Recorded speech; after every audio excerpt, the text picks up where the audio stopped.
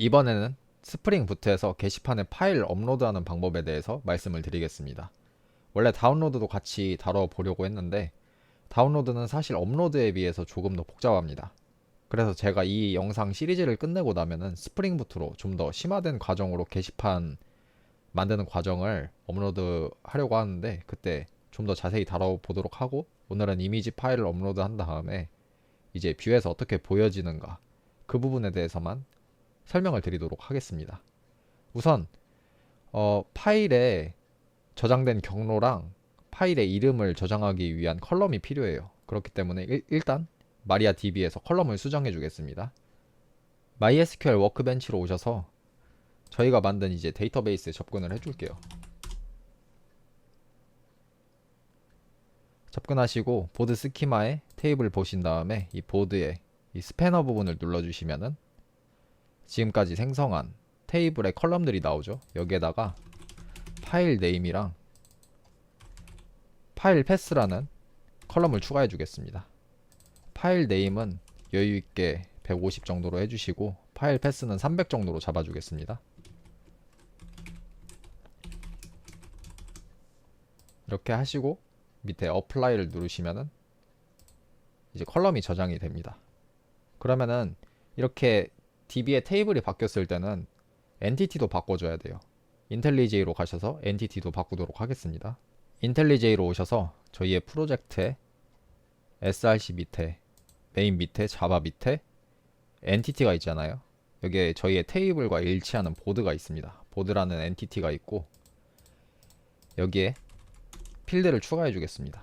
private string 파일 네임을 추가했었죠. 그리고 private string 파일 패스라는 거를 지정해 줬습니다.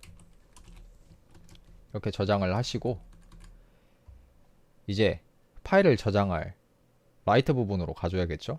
리소스 밑에 템플릿 밑에 보드 라이트에 가셔서 여기에 저는 이제 강의 찍기 전에 추가를 했는데 지우고 다시 보여드릴게요.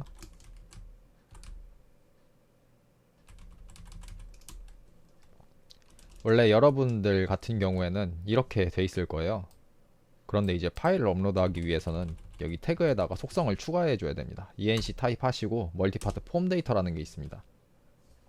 이 부분입니다. 이 부분을 추가하시고 이제 파일을 첨부해야 되잖아요. 인풋 타입 중에 파일이라는 게 있어요. 이러고 한번 실행을 해볼까요? 네, 실행이 됐습니다.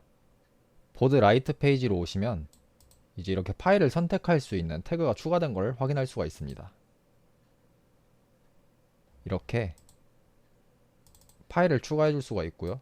그런데 여기에서 작성을 해도 지금 DB가 아니라 백엔드 단에서 설정을 안 해줬기 때문에 코드를 추가해 줘야 됩니다. 그 코드를 추가하러 한번 가보겠습니다. 다시 인텔리제이로 오셔서 파일을 저장할 디렉토리를 하나 만들어 주겠습니다. 저는 이 스태틱 폴더 밑에 파일스라는 디렉토리를 하나 생성을 했는데 우클릭 하신 다음에 디렉토리 누르셔서 이렇게 파일스라고 적어주시면 됩니다. 저 같은 경우에 미리 생성을 해놨는데 지우고 다시 보여드리자면은 전 여기 이렇게 파일즈가 있거든요. 삭제하고 다시 보여드릴게요. 지금 삭제가 됐죠? 스태틱에서 오른쪽 버튼 누르신 다음에 디렉토리 하고 파일스 이렇게 해서 파일 저장할 공간을 하나 만들어 주겠습니다. 그리고 저희의 패키지 최상위 경로에서 컨트롤러 엔티티 그리고 레포지토리가 있잖아요. 그리고 서비스가 있는데 이 서비스에서 글을 작성할 때 파일을 받아줘야 돼요. 그럼 여기에다가 멀티파트 파일이라는 게 있습니다. 멀티파트 파일 한 다음에 파일이라고 받아주신 다음에 지금 여기에 오류가 나는 거는 이제 컨트롤러 부분에서 이걸 사용하는 부분이 있어서 그래요. 우선 서비스 먼저 수정하고 컨트롤러에서 수정해 주도록 하겠습니다. 먼저 스트링 패스를 만들어 줄게요. 프로젝트 패스 하고 여기에 시스템 get property 한 다음 user dir 이렇게 해주면은 저희의 프로젝트 경로를 여기에 담아주게 됩니다. 그리고 여기에다가 이제 보드 밑에 src 밑에 메인 밑에 리소시스 밑에 스태틱 밑에 파일 쓰잖아요. 그러면은 여기에다가 src 밑에 메인 밑에 리소시스 밑에 스태틱 밑에 파일스, 여기가 경로입니다. 그리고 파일 하나 해주시고 saved save 파일이라고 하나 해줄게요. 하고 new 파일 해주는데 여기에다가 이제 경로를 넣어줘야 돼요. 여기에다가 프로젝트 패스 넣어주시고 여기에다가 뭐 네임을 넣어줄 건데, 설명을 드리자면은 파일을 생성해 줄 건데 이 경로에 넣어 줄 거고 이름은 이렇게 담긴다는 거예요. 그래서 파일 하고 트랜스퍼 투 한 다음 세이브 파일 이렇게 해주시면은 저장이 되는 과정은 이렇습니다. 이 경로를, 저희가 저장할 경로를 지정을 한 다음에 이제 파일이라는 클래스를 이용해서 빈 껍데기를 생성해 줘요. 이 드론 파일 있잖아요. 이 파일을 넣어줄 껍데기를 생성하는데 경로를 지정해주고 그 파일의 이름을 지정해줍니다. 그런데 실제로는 이렇게 넣으면 안 되겠죠. 이름을 어떻게 생성할 거냐면은 일단 네임으로 놔두고 UUID라는 게 있어요. 이건 식별자인데 UUID 하셔가지고 UUID 이렇게 UUID라는 변수 이름을 짓고 UUID에 랜덤 UUID를 쓰시면은 이제 랜덤으로 이름을 만들어 줄 수가 있습니다. 식별자라고 그러는데 어떻게 사용할 거냐, 스트링 파일 네임 하신 다음에 UUID 아마 이렇게 사용하는 것 같거든요. 플러스 파일 점 get 오리지널 네임 이렇게 하면은 이제 앞에 랜덤으로 이름 식별자가 붙은 다음에 이제 언더바 붙이고 원래 파일 이름이 붙게 될 거예요. 이제 여기에다가 저장해주면 되겠죠.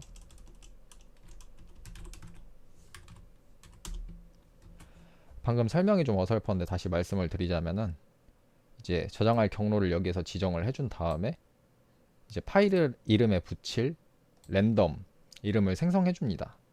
그리고 그 랜덤 이름을 파일 네임 앞에다가 붙이고 언더바 다음에 지금 들어온 파일 있잖아요. 파일 이름, 그 원래 파일 이름을 뒤에 붙여서 이제 저장될 파일 이름을 생성을 해줍니다. 그리고 여기 보시면은 파일 점 트랜스퍼 투 밑에 이제 exception에 대비하라는 경고가 떠요. 이런 경우에는 여기에서 throw exception 해가지고 예외 처리를 해주겠습니다. 그리고 다시 이 메소드 변경으로 인해서 생기는 오류를 처리를 해줘야겠죠. 그리고 제가 설명을 안 드렸는데 아마 여러분 같은 경우에는 여기에 보이드로 안 되어 있을 수도 있거든요. 아마 보이드로 되어 있나? 어쨌든 여기가 만약에 보이드로 안 돼 있으면 보이드로 바꿔주세요. 그리고 자바 밑에 컨트롤러로 가셔서 여기에 오류 나는 건 매개 변수로 파일을 안 받았기 때문이죠. 그럼 여기에도 받아주겠습니다. 멀티파트 파일 해주시고 여기에도 오류가 나잖아요. 여기에도 throw exception 하면 빨간 줄이 사라진 걸 확인할 수가 있습니다. 그리고 여기에 아직 오류가 남았는데 수정 부분에도 똑같이 오류가 있을 거 아니에요. 여기에도 파일을 넣었으니까 매개 변수로 받아줘야겠죠. 멀티파트 파일 이렇게 해주겠습니다. 여기에도 똑같이 exception 해주겠습니다. 그리고 한번 실행을 해볼까요? 실행이 됐기 때문에 한번 작성 폼에 가가지고 파일이 정상적으로 업로드가 되는지 확인을 해보겠습니다. 다시 라이트 폼에 오셔서 글을 작성해 줄게요. 업로드 테스트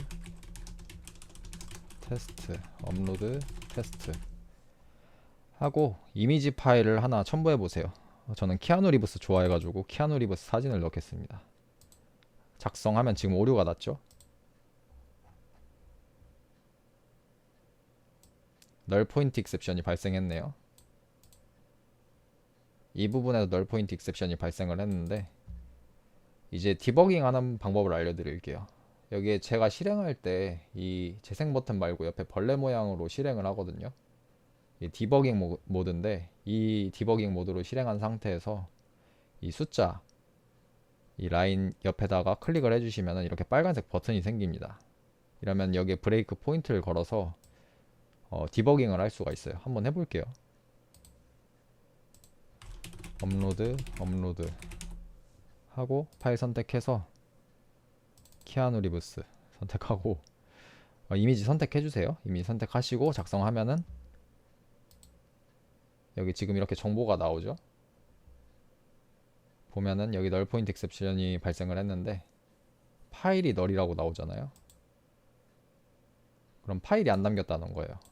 그럼 이걸 어디에서 봐야 되냐? 이 라이트 부분에 보시면 제가 여기에다가 네임을 설정을 안 했어요. 여기에다가 파일이라고 이름을 설정을 해줘야 되잖아요, 원래. 이 네임 값으로 매개 변수를 받아들이기 때문에 여기 네임 값, 이 파일이라는 이름이랑 그리고 이제 컨트롤러에서 받아오는 이 파일 이름이랑 일치를 시켜줘야 됩니다. 이 매개 변수 이름을 일치시켜 주셔야 됩니다. 그리고 재실행을 한번 해보겠습니다. 다시 실행이 됐으니까 한번 볼까요? 다시 라이트 페이지로 오셔서 업로드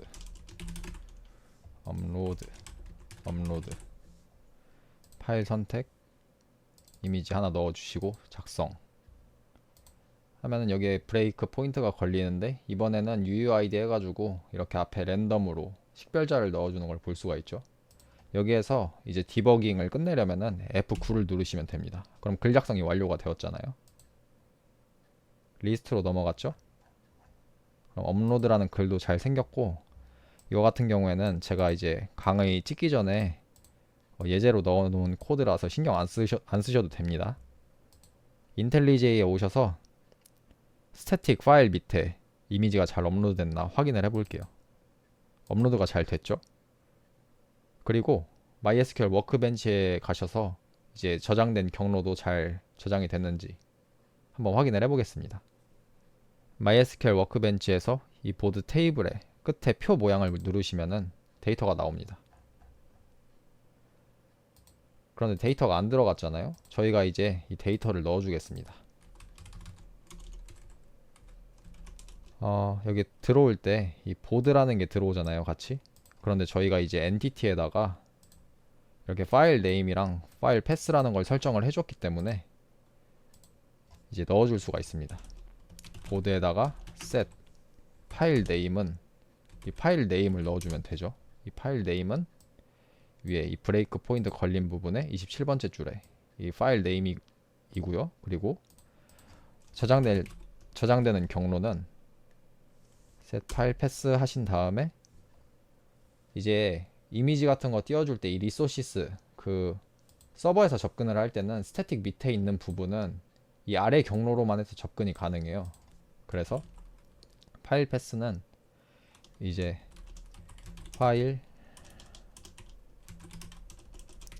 파일즈 하신 다음에 이건 역슬래시로 안 해도 되죠. 이 부분은 그냥 이 부분은 슬래시 두 개 안 하시고 역슬래시 안 하시고 그냥 슬래시 하신 다음에 파일즈 밑에 플러스 파일 네임 이렇게 해주겠습니다. 그러면은 이거 같은 경우에는 저장된 파일의 이름 그리고 이거는 저장된 파일의 경로와 이름입니다. 이러고 다시 실행을 해보겠습니다. 실행하기 전에 제가 예제로 만들어 놓은 뷰 부분을 좀 수정을 해주겠습니다. 제가 이 부분에다가 좀 장난을 쳐놨는데 이 부분을 일단 지워줄게요. 이 부분은 다운받기는 아닙니다, 사실. 재실행을 하고 다시 크롬에서 라이트 폼으로 오셔서 이미지 업로드라고 글을 작성하겠습니다.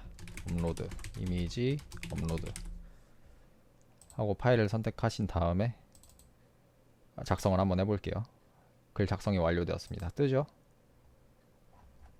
그리고 이미지 업로드가 정상적으로 됐고 DB에서 확인해 보겠습니다. 다시 MySQL 워크벤치로 오셔서 이 새로 고친 버튼을 눌러주세요.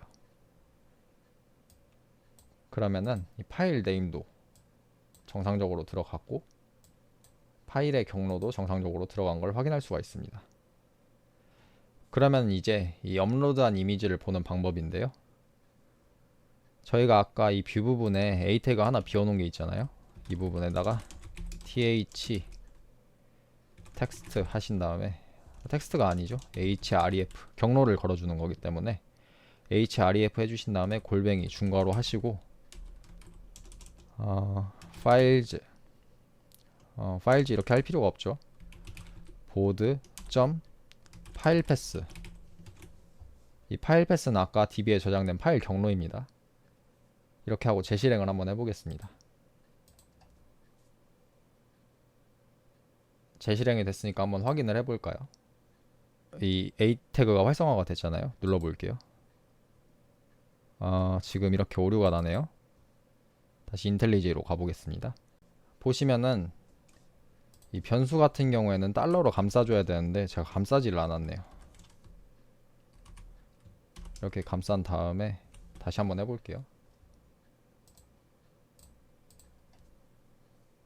재실행이 됐습니다. 확인을 해보겠습니다. 다시 뷰로 오셔서 다운받기를 눌러보겠습니다. 누르면 이렇게 이미지가 뜨는 걸 확인할 수가 있죠.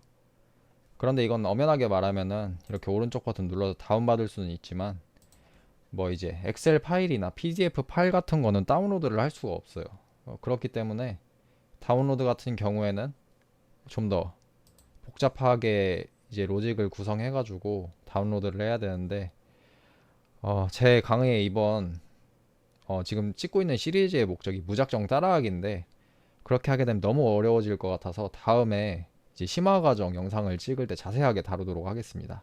그래도 혹시 궁금한 분들이 계시면은 따로 이제 글을 제가 블로그에 항상 올리고 있거든요. 거기에 올려 드릴 수도 있고, 너무 보고 싶다 그러시면은 제가 진짜 시간이 있을 때 따로 하나 더 찍도록 하겠습니다.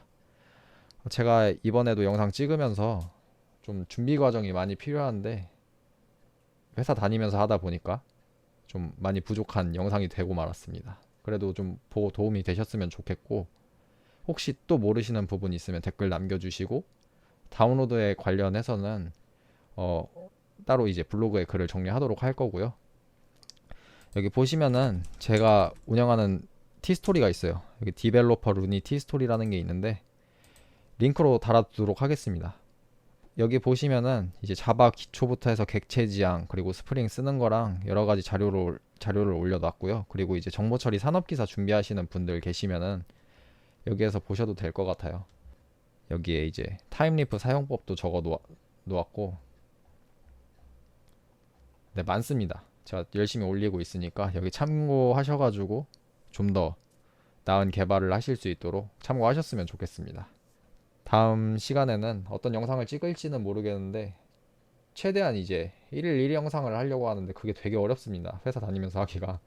그래서 이틀에 아니면 적어도 3일에 한 번씩은 영상 올릴 수 있도록 하겠고, 아마 댓글 다시는 분들은 아실 텐데 제가 진짜 최대한 열심히 답글을 드리거든요.